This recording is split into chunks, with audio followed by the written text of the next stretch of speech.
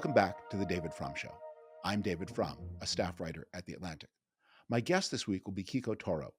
Quico was the founder and remains the editor of a website called the Caracas Chronicles, which is the best English language source of information on goings on in Venezuela. And as the United States seems to be moving toward a war in the Caribbean against Venezuela, I thought it was indispensable to talk to Quico about what is happening. Why is the United States on the verge of war, apparently, with Venezuela, apparently about to carry out airstrikes on the South American mainland? How did we get here, and what does it mean?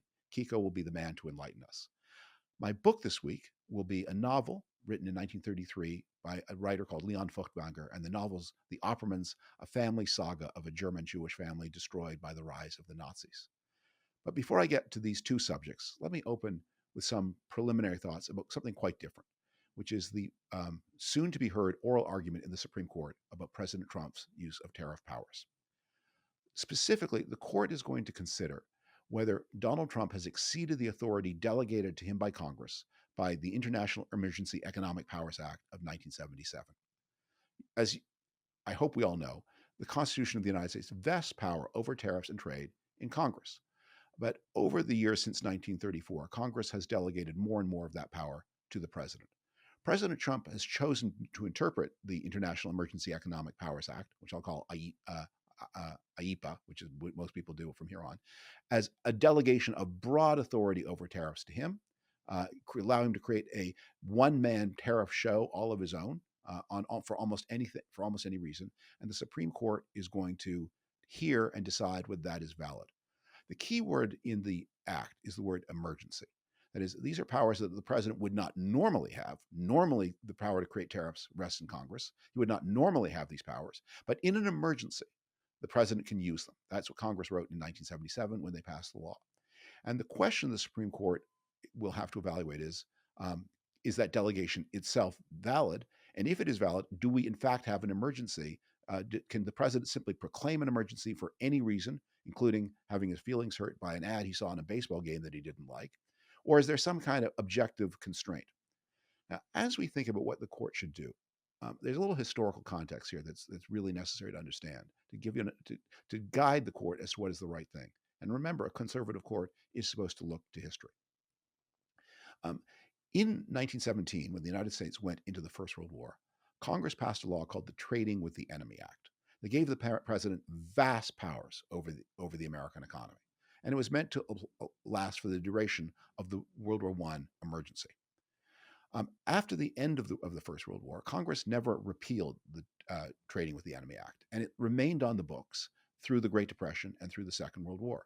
It was under the powers given him by the Trading with the Enemy Act that President Roosevelt not only took the United States off the gold standard, that he could have done with his regular powers, but prohibited the private ownership of gold by American citizens. He used the powers under the 1917 Trading with the Enemy Act.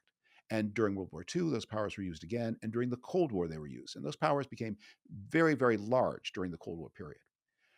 In the 1970s, after Watergate, Congress decided, it was time to declare the First World War over. And so they passed a series of laws ending the emergency proclaimed in 1917 and creating new and theoretically more limited emergency powers. Through a series of statutes in the middle 1970s, of which IEPA, the International Emergency Economic Powers Act, was just one. There were others too. All of them to say, look, we understand that the president needs emergency powers. The powers we granted in 1917 were too big, and anyway, that war is over. So here are new powers, more limited than the 1917 powers, that the president should use, subject to more modern ideas of power, including judicial review. So that is what Trump used to try to say, I can do anything, I can impose any tariff for any reason at any time. Anything I say is an emergency, whether it's fentanyl use, whether it's an ad in the World Series, anything I say is an emergency is an emergency. No one can second guess me, and I can then put any tariffs in the way that I like. Now, what Trump is here creating is a unilateral power to tax, and not just tax, because at the same time he's claiming unilateral powers to spend. He says he wants to take some of this tariff money and give it to the farmers. That's a spending power. That money could be used for anything. Congress normally decides where money goes. But Trump is saying, I will unilaterally take these taxes I have imposed and spend it the way I want. And meanwhile, other spending that Congress voted, like foreign aid, I'm going to refuse to spend it because I have the power to decide what to tax, what to spend, and I have the power in effect to veto spending that Congress has passed and that I or my predecessor signed. So unilateral power is to tax, spend, not spend. Oh, and one more thing, I'm claiming unilateral power over the money supply because I am claiming the right to fire any member of the Federal Reserve for any reason, no matter how obviously specious. That's another case going to the Supreme Court, where Trump fired a governor of the Federal Reserve. Federal Reserve governors are not supposed to be removed except for very good reason. But basically, he says I can remove any Federal Reserve governor I want and appoint anyone I want, and that gives me control over the monetary as well as the fiscal side of the economy. So we're putting together powers that are exactly the powers that were repudiated not only in 1776 by the American Revolution, no taxation without representation, but in the English Civil War of the 1640s, where the English cut off the head of King Charles I because he claimed the power to tax without vote of Parliament. It cannot be right that the President of the United States has the power to tax without Congress, to spend without Congress, to refuse to spend monies that Congress has voted and that his predecessors or he have signed without Congress, and to control the entire monetary system without Congress, even though the Federal Reserve is a creature of Congress. But this is apparently a close call because the Supreme Court is very disposed to large views of presidential power, especially the powers of this president. And they've also given him, of course, if he does abuse any power, this extraordinary new doctrine of criminal impunity. It's hard for me to believe that the court will validate any of this. But if this does, Americans are going to be left with a really no exit dilemma. The president has made a kind of constitutional coup. He's effectively repealed the most important powers in Article 1. Taking away the taxing power, taking away the spending power, taking away the power to refuse to spend money that Congress voted, taking away the power over money, which is also given to Congress, and concentrated that power in himself and his own personal judgment for any reason, no matter how trivial. That's why this silly episode about the Blue Jays ad posted by the province of Ontario is so important. That is so petty and trivial. If that is an emergency, then anything is the emergency. Then the president has these powers at will. We might as well close Congress altogether. Oh, wait, the House of Representatives, as I speak, is closed indefinitely. So maybe that's a taste of thing to come. This is a real constitutional crisis, even though it's being carried out with words and precedents and legal documents.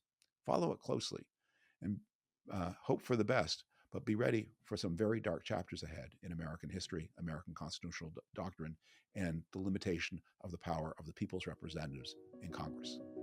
And now my dialogue with Quico Toro.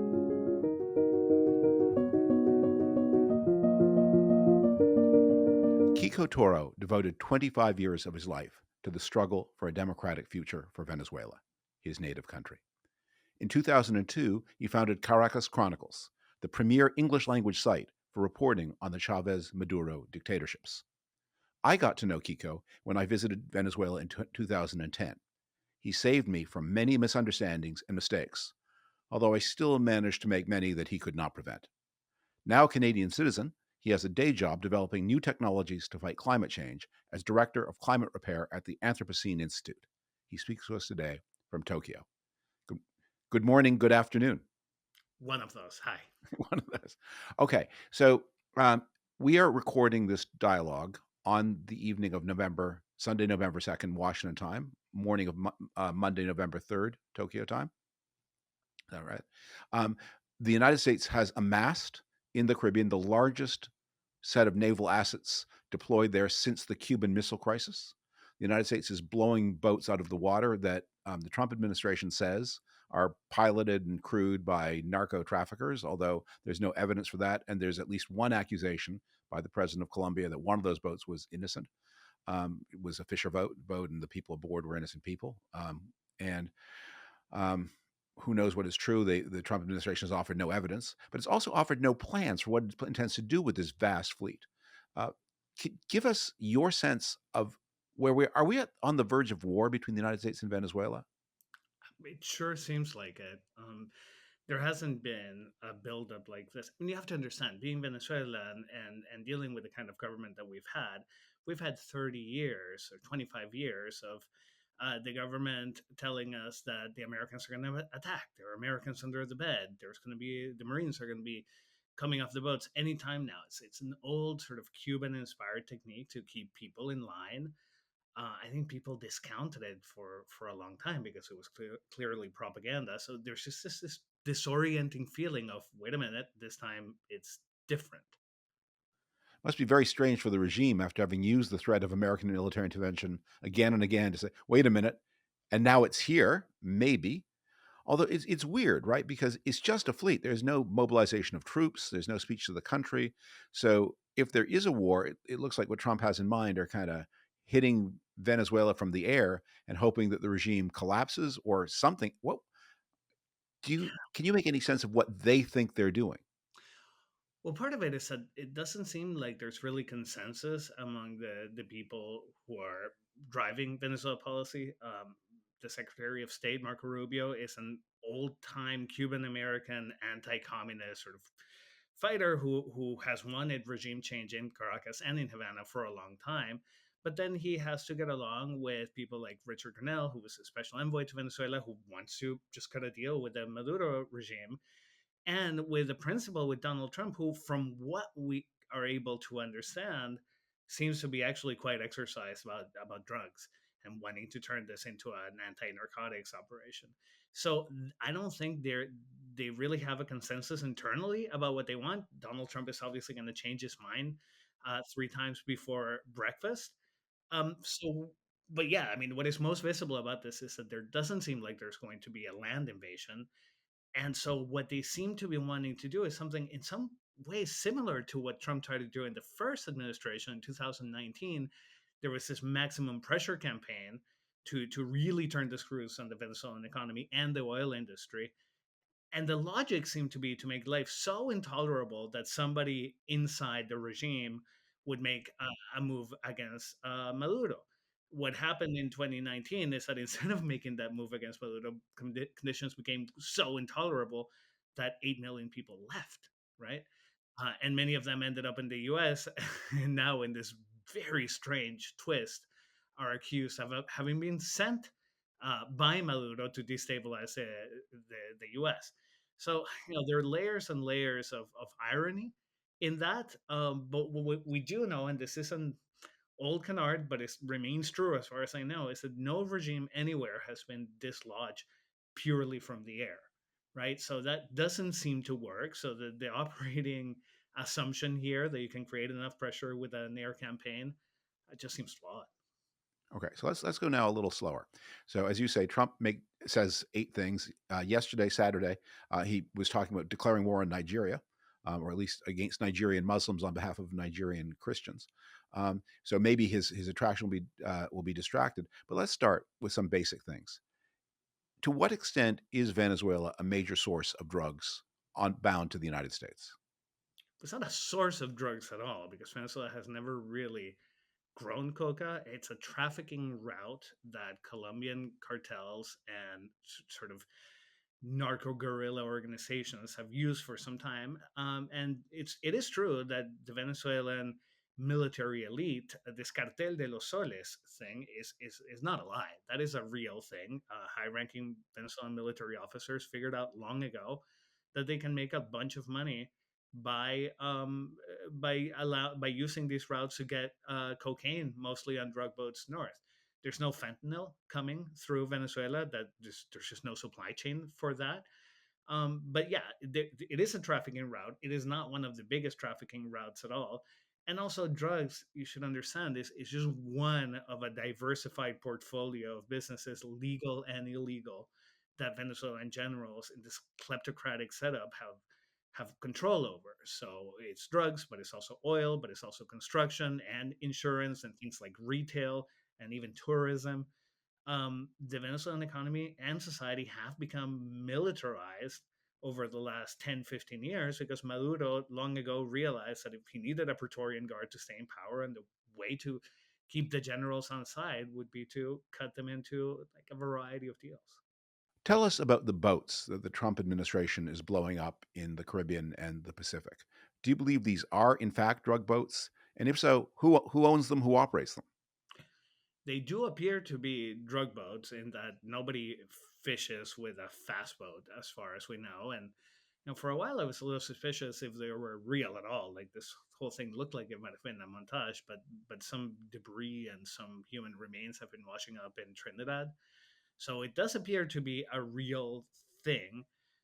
They're operated by gangs that are given protection by the Venezuelan military and pay a cut to the military to traffic drugs north, often through Haiti or other Caribbean islands, and sometimes direct to the U.S. So, I mean, as so often happens, there is a nub of truth to the allegations. It's not Yeah. entirely made up. It's just they're being used to justify something.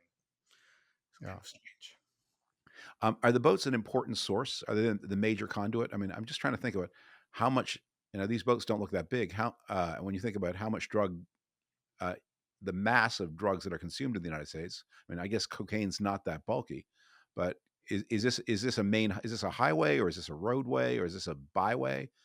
How relevant are these boats?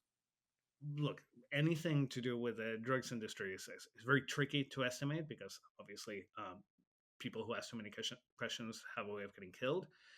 We don't think, I don't understand it to be the major way that drugs go from Venezuela to the US. There are also flights, but there are also Colombian cartels use things like submersibles and semi-submersible, these kinds of handmade submarine-looking things that are also used, and just a land route up. I mean, the biggest route is really up by land or by water to Mexico, and then through Mexican cartels across the land border. That seems larger. Let's talk about something you touched on lightly, but needs to be really emphasized, which is the flow of people from Venezuela to the United States.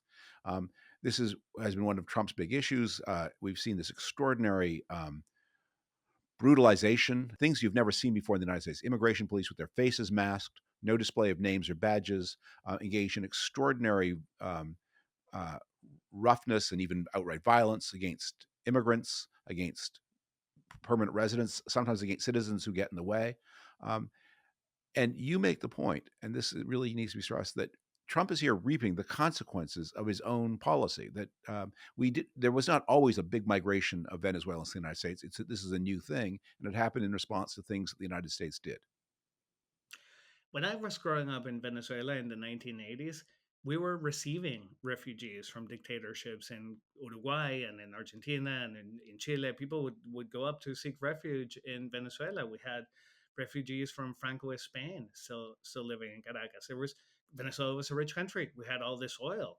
So we were absorbing refugees and migrants. And they're really, until the last 10 years, you couldn't find an arepa in Washington. I found an arepa truck in Tokyo the other day. Now there are Venezuelans absolutely everywhere because, well, we should be very clear. When it comes to destroying Venezuela's prosperity, nobody can top Hugo Chavez and Nicolás Maduro, who really destroyed the economy through expropriations, taking over farms that were just left to rot, crazy mismanagement and horrible economic policy and hyperinflation.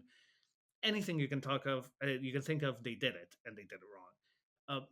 But the Venezuelan oil industry and the Venezuelan economy went bankrupt gradually. What's still saying, you go bankrupt first gradually, then suddenly. They've been going bankrupt gradually for a long, long time until 2019, when Donald Trump, in his first administration, decided that he was going to get rid of Nicolas Maduro. And the way that he was going to do that would be to destroy the Venezuelan economy, or what was left of it. The economy had been in very bad shape, but the scale of collapse in 2019 and 2019 and 2020 was unlike anything we'd seen before. We're talking 20 and 30% GDP contractions per year. This is not something you ever see outside of war usually. And nobody seems to have forecast. I certainly missed it. That this would induce people to leave, often on foot. um, People should understand that many of the Venezuelan migrants that turned up on the southern border in the last few years were people fresh off of a 3,000-mile trek from Venezuela, past things like the Darien Gap in Panama, which is a swamp that is so wild. There aren't even roads in it. You got jaguars and snakes and gangs, and this is one of the most dangerous places in the world. People cross that on foot with their children on their back because there was no way to stay alive in Venezuela. So um, one thing that I think is particularly galling to Venezuelans now is seeing the Trump administration attacking and maligning people who ended up there through his policies and calling them. I mean, obviously there will be a portion of criminals in that very large migration. We're talking about a quarter of the population, but mostly this is a cream of Venezuela's young generation that had to leave. We're talking anybody who was a little bit high agency, anybody who was young or willing to work really hard to send money back home to keep older relatives or young children alive back home. Those are the people who left, and those are the people who are now, delivering Uber Eats meals in everywhere around the world, from Cleveland to Santiago de Chile, all around. If there are airstrikes, um, what would that look like? What do you hit? What are the targets? How would and how would Venezuelans react to North Americans? I mean, there's a lot of resentment of the regime, obviously. On the other hand, no one likes being hit from the air. It's the most unpredictable thing. There are some people who are convinced that what's coming is going to be strikes into airstrips and cocaine labs in the jungle near the Colombian border, far from population centers. If they're really trying to go after the drugs operation, that's what they would do. On the other hand, it's very easy to repair sort of a landing strip somewhere. But who knows? The Miami Herald was reporting that they're planning to attack mostly military and naval installations, which I think many Venezuelans who, I mean, we should underscore that Venezuelans hate the Maduro regime by large numbers, right? It's Mhm. destroyed everyone's lives. So I suspect some Venezuelans wouldn't mind that much. Certainly, the Venezuelan opposition, now largely in exile, has been encouraging the Maduro regime to do something like that. But the question is not what happens the day or the 2 days after airstrikes begin. The question is what happens a week, 2 weeks, 3 weeks down the Yeah. line. Does this keep going? At what point does Donald Trump just lose focus and get interested in the next shiny object? Um, One scenario that I play with and that keeps me up at night is that the logic of this seems to be to push somebody inside the armed forces in Venezuela to say, no, we're not going to sit here dodging Yeah. Tomahawk missiles. We're going to move against Maduro. That So that does seem to be what they want. They want a coup. that seems, yeah. That seems to be the, well, it's the only sort of logical end game here, and we've heard things about the CIA conducting. I mean, it's very strange to announce a CIA covert operation, but that's just the way they roll. Um, so it's likely that the American intelligence assets are trying to reach out to people inside the military who might be having second thoughts. But we also know that for more than 10 years now, Nicolás Maduro has made it a bit of a specialty to find people whose loyalty can't quite be relied on and yeah, shove them off into these ghastly regime prisons and torture centers. So one scenario that keeps me up at night is that the bombing begins, some kind of insurrection starts to be worked out. The Maduro regime picks up on who is plotting against it, and then the bombing stops before that's had a chance to Yeah. play itself out. I mean, we could just be easing the path for Maduro to purge the next set of unreliable elements inside the armed forces. Does the Maduro regime have any capability to or interest in retaliating against the United States? Could they use terrorist tactics? Presumably, some of the people who those 8 million people who migrated here have some kind of loyalties back home and might be activated in some way. Is that a reasonable thing, or does that seem too fancy a speculation? I know people take the possibility very seriously, particularly because back during the Chavez years, there was this move by the regime to buy thousands, I think over 5,000 of these shoulder-mounted anti-aircraft missiles, which have been sloshing around Venezuela for a long time. um, you can very easily imagine one of those being snuck under a few bags of cocaine on one of these boats that have been going north. I mean, who is to say that those aren't in the US now? That would be extremely risky for the Maduro regime.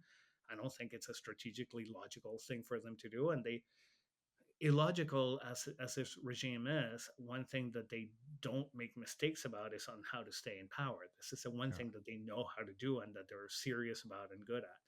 So I do think it's fanciful. I wouldn't entirely rule it out as a possibility.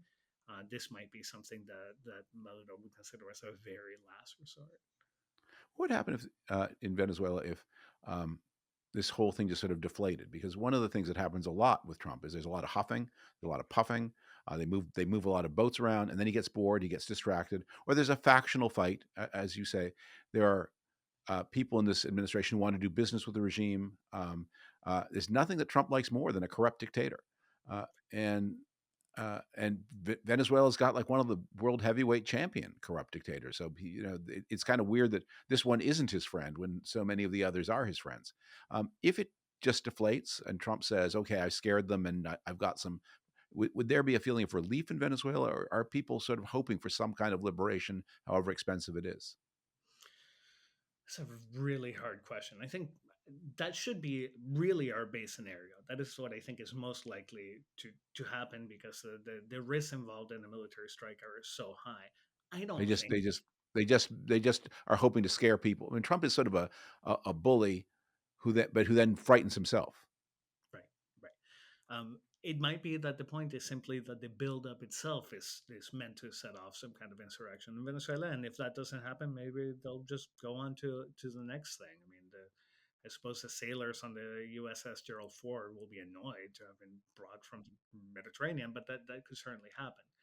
Um, but but I think that the more interesting possibility here is that what they're looking for is regime change, but not necessarily a regime change towards a democracy, but more a regime change towards an extractive military dictatorship that wraps itself up in the stars and stripes. I think that they would like that. It's too difficult for Maduro himself, being a Cuban asset and having spent his entire career attacking the United States, to make that pivot. I don't think Marco Rubio and other players in the Trump administration would accept that, but you can just about imagine a future where some lieutenant colonel comes up the ranks, deposes Maduro, says, we are pro-American now, and starts to loot the country in cahoots with the Yeah. kleptocrats of the North. Yeah. Well, there's one other scenario, and this is not a Venezuela specific one. One of the things that's been very different about Trump too has been Trump is creating these military crises, or seeming military crises, in order to justify actions at home. Um, so.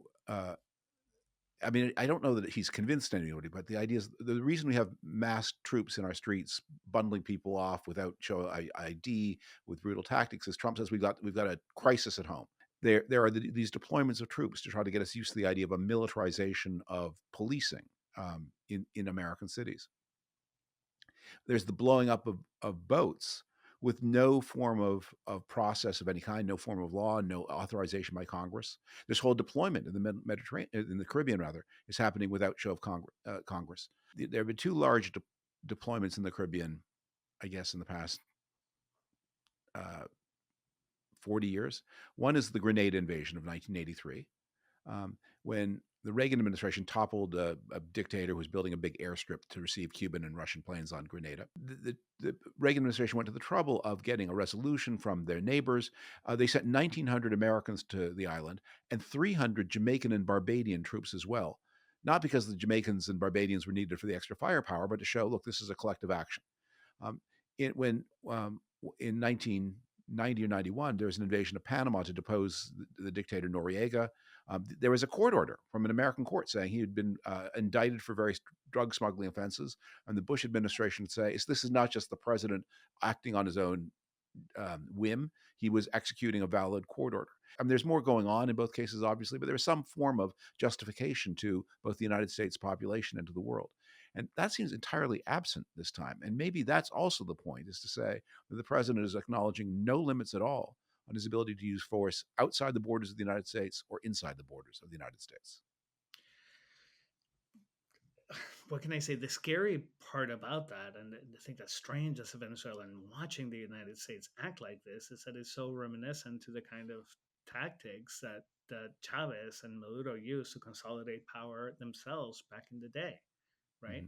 Hmm. So you find an unwritten rule and you break it, and you break it just to show that you can break it, and to destroy the president, and to demonstrate your power and your ability to just not care to your opponents, and it's an intimidation tactic. We should remember that Nicolás Maduro stayed in power in 2024 after he lost an election by a more than 2-1 margin by simply announcing that he had won on the basis of nothing, Yeah. never publishing district by district or voting center by voting center tallies, as had been done in every election in Venezuela since the 1950s. Now, why do you do that? To convince people that you actually won? No, of course not. Everybody knows that he didn't win. To demonstrate your power to behave in thoroughly unreasonable ways. This is how you intimidate people. Let's just give Americans a tour of the country that Venezuela was, because I think uh, Americans. There's this old saying: Americans will do anything for Latin America except read about it. So I don't think Americans may have a good understanding of the long history of political stability that once prevailed in Venezuela, and the very high levels of prosperity that were the case through most of the post-war period. So, tell us a little bit about Venezuela in the 50s, 60s, 70s, and 80s. Well, I want to start further back than that because beginning in 1925, from 1925 to 1975, Venezuela had the fastest rising standard of living of any country in the world. It went from being this malarial, very poor, almost entirely illiterate country to being a place where Spanish people and Italian people in the post war period wanted to emigrate to. We got rid of our last dictatorship, well, except for the present crop, in 1958, just a few months before the Cuban Revolution came to power. Actually, they're pretty much contemporaneous, the Cuban Revolution and Venezuelan democratization. And for 40 years, from 1958 to 1998, Venezuela was a multi party democracy. Parties alternated peacefully in power. There were actual human rights. There was actual freedom of speech. You could Mm. say what you wanted, but at the same time, for much of that period, there was this process of middle class creation where, thanks to universal free education through university level, the children of peasants really and factory workers got university educations and became middle class and joined these stable, broad-based center left and center right political parties. Venezuela was a country that successive American administrations pointed to as a demonstration of what was possible if you stepped off of this Cold War treadmill of Yeah. leftist guerrillas and right wing dictatorships that affected most of the region. And as I said before, we were receiving political asylum seekers from all across the region because Venezuela was a rich, stable democracy. Growing up, it never once occurred to me that we could end up where we are today. We were supposed to be the leaders, the shining beacon for other countries in Latin America that were democratizing. And indeed, we had things like government think tanks that would advise other Latin American governments on how to democratize. Yeah. Venezuelan diplomats helped negotiate the end of several Central American civil wars in the 1970s and 80s because they were seen as a trusted outside partner that was democratic but not entirely beholden to the United States. So the reversal of fortunes is absolutely So, massive. what was the crack in the society into which Hugo Chavez was able to insert himself? Where did he come from? How and why did he succeed? Many books have been written about this, and it's a subject of much controversy, but I'll tell you my take. My take is that after the 1973 but oil crisis for you, which is the oil bonanza for us in 1978, you went from this period where oil had been a useful source of foreign exchange, but a stable source of foreign exchange and the kind of predictable free money that you could build prosperity on, to this much more pronounced boom and bust cycle where oil revenues were very high one year, very low the next year. And so and that fed through to a Venezuelan economy that went into these very strong boom and bust cycles. We would take on a lot of debt when oil prices were high and then couldn't pay it when oil prices were low. And so all this meant, you put this together, and it meant that the mechanisms of middle class formation that had been running from the 1920s to the 1970s broke down by the early 1980s and especially the early 1990s, uh, this sense that Venezuelans had for two generations, like you will live better than your parents, was beginning to break down, and that's when Hugo Chavez came into the scene, guns ablazing, trying to take over the government by force in a bloody coup in 1992, which is how we all first heard about him. Chavez capitalized on this frustration, not of very poor people, really, but of people who had a foothold in the middle class, but were losing that foothold. And those are the people that he initially talked to. When you actually, there's been some very interesting research my friend Dorothy Kronig at UC Berkeley has done, showing that the initial Chavez coalition was not mostly made up of poor people. It was made up of urban, lower middle class people who were very annoyed that they were no longer rising the way they had been expected. And so he tries to take power for the first time violently, then competes, and seems to have won the first time freely and fairly. And many, not just the first time, he won many elections actually freely. How fairly is more of a debate. um, it happened also that soon after he came to power in 1998, by 2003, 2004, 2005, oil prices began to go up again quite Hmm. fast. And Venezuela is such an oil dependent economy that when you had a lot of oil money sloshing around the country, he could afford a consumption boom. So that the first 10 years of the 21st century were really bonanza years in Venezuela. Same as in People, Russia. right. Same as in Russia. Same reason. Um, and and he had the same kind of method as Putin. I mean, I remember when I was there in 2010, when things were still. I mean, the lights were going out. The country was visibly falling apart, but there was still sort of a sheen of prosperity. There was food everywhere. Um, uh, that he had these call-in shows where he would like give people a mobile home. He would give them a dishwasher, and it came as a gift of the president. Right. It's very Trumpy. I mean, I think it's funny that they dislike each other so much when Trump seems to have learned so much from him, or maybe they all go to the same thug dictator school. I mean, the techniques are clearly parallel, and that's what's so hard for me to even process, David, because all through that time, I was vaguely embarrassed that Venezuela had become such a throwback. Now, just like countries, decent, like actual serious countries, don't behave this way anymore. It never for a second occurred to me that Venezuela was going to be a precursor or a forerunner to the kinds of techniques that not just Trump, but Nigel Farage and Marine Le Pen and all these Yeah. and Erdogan in Turkey, that this populist wave runs on techniques that Chavez was doing already in the 1990s. Chavez was a large character. Um, he played the part of the manly tough guy, and he seemed to um, I mean, he went on. He gave enormously long speeches, but some people seem genuinely to have liked him. His successor, Maduro, just seems like a hack, um, just like a faceless. How does he hold power without this apparatus of charisma that Chavez was able to mobilize? It's important to remember the circumstances under which Chavez died in March 2013. He'd been diagnosed with cancer a couple of years earlier. He'd been offered high tech care everywhere from Sao Paulo to Lebanon to Spain. He had his choice of the best cancer care in the world, but he chose to go to Cuba. Why? Because he trusted the Cubans and he trusted Fidel Castro more than anyone else. And so for most of the last 2 years of his life, Chavez, who had forged an extraordinarily close relationship, he described it as a merger of two revolutions at one point. He at one point said that Cuba and Venezuela were two different governments, but only one revolution.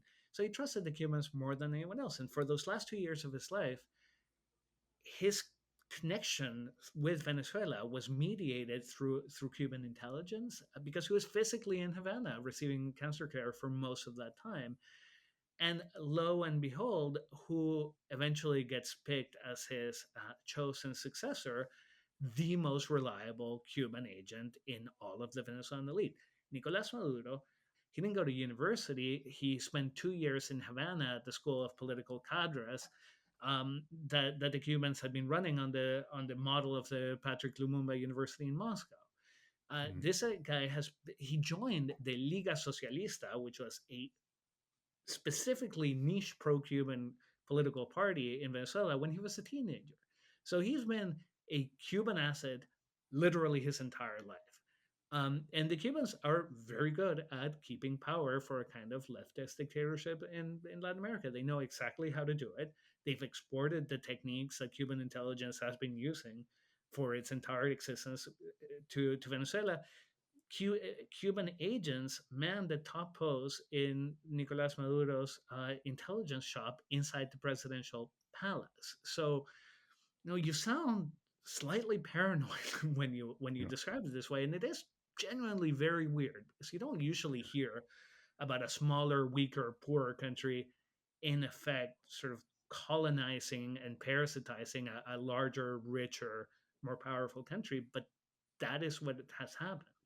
And So give us a sense on the global repressiveness sweepstakes. Um, uh, how repressive is the Venezuelan regime, both in its Chavez iteration and now in its Maduro? Um, let's put it bluntly. I mean, how many people are in political prisons? Do you think? How many people have been done to death? We see there are 8 million refugees, but that's not entirely the regime's doing or intended doing. what's hard to the difficult bit about that question is to really convey in a short answer how gradual the ratcheting has been, because Yeah. for a long time between 2000 and 2012, Venezuela was, political scientists describe it as a hybrid regime. So this thing, there were elections, votes were counted openly. Chavez did keep winning those elections. There was freedom of speech at the beginning, and then less and less as time went on. The space for actual free thought and free expression and political organizing narrowed very gradually over what now 27 years since Chavez was first elected. So I think the true breaking point came in 2017. So Maduro came to power in 2013. So in his fourth year in power, there was a large set of street protests. People maybe remember the images from the news of these like university kids on their homemade shields and homemade gas masks, like juking it out with the security forces who were like beating them and tear gassing them and rounding them up and throwing them in jail. That seems to have been the point at which Maduro realized, that the facade of a democracy is too costly to me right now to keep up, and we're just going to go full dictatorial. So from 2017, especially after 2019 with maximum pressure and with COVID, which was an excellent pretext for further authoritarian crackdowns, it really ended. The possibility to write freely in Venezuela at Caracas Chronicles, it became almost impossible to do it. Um, Now there are checkpoints all over Venezuela. If you drive from not even just one Venezuelan city to another, but even inside Caracas and the major cities, there are checkpoints where police or military or people in uniform, so you don't know who they are, will stop you.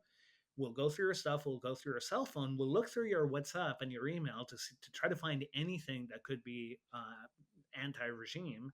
And if they find it, we'll trundle you off to jail. So like people I talk to in Venezuela tell me that there's this now ritual that they have to do before they go out anywhere. They have to look through their phone, make sure that there's nothing on that that's going to get them in trouble, and delete it if it is there. There are dozens of military political prisoners, a few hundred civilian political prisoners.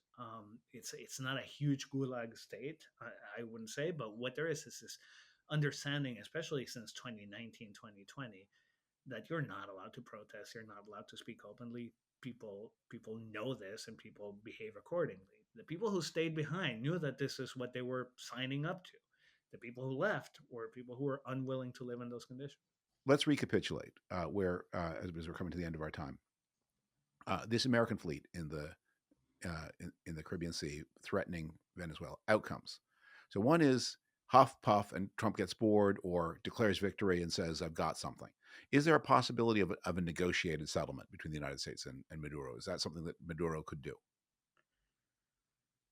I never say never, but it sure doesn't seem to be in the cards now.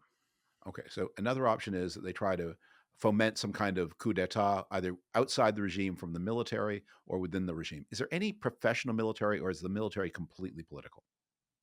Entirely political at this point. So you'd have to find someone who was a Maduro loyalist who was willing to turn against them. There's not some But that's not as crazy as technical. it sounds, because most Venezuela has been a kleptocratic military dictatorship for years now, right? So the people who have reached the top of the military hierarchy are people there who are there largely motivated by graft and the possibility to enrich themselves. And the American calculus, Marco Rubio's calculus, seems to be these guys are going to want to cut a deal because they didn't get into this to fight the United States militarily. They got into this because they wanted fancy cars and expensive homes, and we can offer. So well, that's not unfamiliar in the U.S. We got a few of those. um, okay, so option one, scenario one is they back down, or there's maybe a form of a deal, but probably not. Maybe just a backing down. Scenario two is the United States hopes for a coup by someone whom Maduro trusts, who turns on him. Failing all of that, we look like we're in for a barrage of air and naval strikes against targets that don't seem very connected to the way power is held in Venezuela. Well, no, I mean, it is possible that the Americans really decide to attack the military's infrastructure and go after all the bases and the naval bases and blow up the places where these military officers live. So I'm not discounting that at all. That's a very live possibility. And the the point seems to be that the threat of that is meant to induce them to revolt. Yeah. But if they do that, does that break the? I mean, the guys at the checkpoints, do they stop coming to work, or are they still there because there's been some wreckage of the officers' base housing? I mean, we're into the twilight zone here. There's no good way to answer that question until Yeah. you see it in action. Um, what does seem to be true is that a lot of the spoils from this kleptocracy are highly concentrated in the pockets of maybe 30 or 35 generals. So not a lot of it seems to filter down to colonels and captains and those junior officers. And in Latin America, everybody knows in Latin America, every successful revolt begins with the frustration of junior officers. Marco Rubio definitely understands this, right? So there Yeah. is this sense that it's not an entirely crazy possibility. It's just that nothing like this has ever worked on the basis of just an air bombardment. So, Let me ask you a couple of questions about the domestic U.S. politics of this, as you see it from all the way off in Tokyo. There was a time when Chavez was kind of a hero to the global left. The kind of people who today like Hamas and Gaza used to like Chavez. And once the kind of demonstrations that you see on behalf of Hamas and Gaza, you might have seen on behalf, not as big, but you might have seen something, and if not in the United States, then certainly in Europe and other places in Latin America. Is that over? Is the Chavez romance finished? oh man, those guys all whistled away from the crime scene and tried to Yeah. scrub it from their CVs because it's just a straight up embarrassment. Yeah. Yeah, Yeah. a lot of people in England and North America got caught up in that. Mhm. But that you think that, but you wouldn't see big protests in Mexico City on behalf of Maduro. Oh no! I mean, Maduro is an attack line, and Venezuela has become an attack line in political ads around Latin America. Don't vote for that guy; he's a Maduro. Don't vote for them; they'll turn us into a Venezuela. You have to remember that it's not just the U.S. where these large number of migrants and Venezuelan migrants, penniless, often in bad health, and needing a lot of assistance, ended up. Venezuelan migrant flows destabilized pretty much the entire region. Colombia took 3 million people. Uh, Peru, Chile, Argentina, all of Central America, Mexico, uh, Latin Americans are not under any illusion that the Maduro regime is anything other than what it is. When as we're having this conversation, you realize if we were sitting around in the Trump Situation Room, who at that table would think in these what happens next? And Rubio, I think, would is capable of that. Um, who else? I mean, But I don't think the issue is so much in Latin America. I think the issue is more China, Taiwan, really, in a way. It's you're asserting spheres of influence view of power globally, and how does Beijing look at on what basis do you oppose a move on Taiwan after you've done something like this? Well, I think that that does seem to be one of the big themes of this administration is the idea that the United States is supposed to be something more. They just don't buy it. As far as Trump's concerned, the Chinese basically have the right idea to everything. They have the right idea to how to manage an economy. They have a right idea how to manage foreign relations. They have the right idea about how rich your leader should be. The Russians are even better on how rich your leader should be. Um, he likes their taste in interior decoration. So it's just we're making the United States more like the dictatorships around the world. And although the United States has, let's be blunt about this, often practiced in reality spheres of influence in Latin America, it since World War II, since the 1930s, there's always been some project to bring other stakeholders along, other Latin American countries, other partners, to use some infrastructure to get permission from domestic people in the United States to get some kind of structure of international permission. So it's not just gunboat diplomacy, but we're now back to the days of gunboat diplomacy, it looks like. If you listen closely to Lindsey Graham speaking on this in recent days, he's clearly talking about the possibility of a U.S. military move against Venezuela and Colombia, because Trump is now also annoyed at Gustavo Petro, who is a very different kind of leftist leader, properly democratically elected, loopy in his own way, but a necessary ally on any strategy having to do with Venezuela. But if you're also talking about attacking Colombia at the same time, it's very hard to imagine how you get any sort of sympathy from And Brazil. Colombia is a for real democracy and has been one Yes, since the 1990s. Alternations in power, and an his American ally. right, historically tilts toward the center right, or even the far right. Sometimes currently has a left of center president in his last. He's in his last year, right? Yes, So yes, he's probably on his way out and is going to be replaced by a right or center right candidate. very Um, likely. and and Colombia has been a very valuable and brave ally of the United States against against narco terrorists, narco traffickers. They're not narco terrorists. I'm sorry, the brain rot from the Trump administration. Narco traffickers at tremendous cost of life in Colombia. So we're bombing them. Well, Yeah, no, no, no. This is where you really see the total. This is Senator Graham speaking, and not necessarily the administration, but the fact that it's conceivable to speak in that way about this issue in Washington now really shows you there's no strategic anything here. Because if you were taking this seriously, you would understand that the place that has actual human and physical connectivity with the Venezuelan border with Brazil is a jungle. There's like one road. There are no people. You can't really operate from there. If you were wanting to stage a humanitarian operation or anything at all having to do with Venezuela, you would have to do it through Colombia, through your ally Colombia. So you're going to need that relationship to be strong. But if you get into a Twitter like argument with the Colombian president and start threatening him, well, yeah, and not that these things matter anymore, but there's also a U.S. Colombia Free Trade Agreement. They're bound in all kinds of regional undertakings with the United States. As you say, it's an ally, and again, that doesn't mean much anymore, but it used to once upon a time. Maybe it someday will again. All right, well let us hope it's huffing and puffing, and that there's no loss of life, and nothing too stupid happens. Um, that's always kind of a wan hope in today's Washington, but let's not hope, a, yeah, it's not a nothing welcome too stupid, nothing too stupid, nothing too brutal, and let's hope that Colombia and Venezuela discover a prosperous future, and Venezuela returns to democracy the right way by the actions of its own people, asserting their own strength and their own ideals on their own initiative. result. It's such a pleasure always to talk to you. I learn so much from you every time we speak. Thank you for making time. Thank you, David.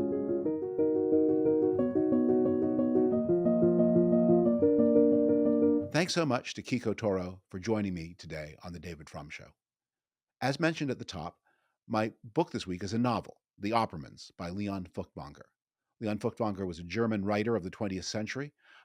At the end of his life, he made the choice for East Germany over West Germany. And that bad political judgment has a negative effect on a lot of his art, which often shows the impress of a dogmatic communist ideology. But the Oppermanns, at least until we get to the very end where the ideology shows up, is an extraordinarily perceptive novel of the early days of the Nazi regime in Germany. The astonishing thing about the Oppermanns is that it was written and published in the year 1933, at the very beginning of the Nazi era. It is written before the Night of the Long Knives, before the Nuremberg Laws, before Kristallnacht, before the Second World War, before industrial mass murder. It's a story of a German Jewish family, an affluent German Jewish family, who are reduced to poverty and in some cases, suicide and exile by the oppression of the regime that had only just begun and whose unfolding Furtwängler very prophetically and presciently foresaw. I'm choosing this book this week because we are all seeing the rise around us of a kind of conspiratorial anti-Semitism on both the left and on the right, on the one side of the Atlantic and on the other. And we're seeing campaigns of harassment and isolation and economic boycott against Jews and Israelis all over the world. Um, it is not anything like the Third Reich, of course, but the mentalities examined by Furtwängler, I think, are helpful to understand the moment that we are living in right now. We are seeing this great debate over anti Semitism in American politics, with the Wall Street Journal and other important conservative voices denouncing some of the extremes on the right. Not so much of a reaction yet on the left against some of the things we see from the progressive side. Let's hope that that is coming. But this moment of defamation is one that is experienced not only by Jews, but by people who understand, who care about Jews in their lives, care about Jews as a matter of principle, and also understand that in some complicated way that it's difficult even to untangle, that the fate of democratic institutions, the fate of liberal institutions, is bound up with the fate of the Jews in democratic and liberal societies. In the Oppermanns, the characters see one by one the transformation of former friends, former teachers, former lovers, former business partners into people who look at them as enemies of society, enemies of the state, enemies of the people. Um, and as they try to make sense of this, they are confronted by something that I think is often true of anti Semitism, which is that there's a kind of mockery about it. It is not just a serious, it is not just a grim thing. It brings there's an intellectual sadism that underlies it, a kind of pleasure in isolating people. And one of the ways that the sadism expresses itself, and this is, I think, the theme I want to take from this remarkable novel, this prophetic novel, is the delight in turning against the victim the accusation of the very thing that the perpetrator is doing to the victim. So in the Oppermanns, they are again and again being accused of being isolated enemies of society by a regime that is going to reduce all of Germany to ruin. If the Oppermanns had been left alone, if Germany had continued, there would have been a prosperous future for everybody. The Oppermanns are accused of being the enemy of everybody, and as the society expels them, it destroys itself.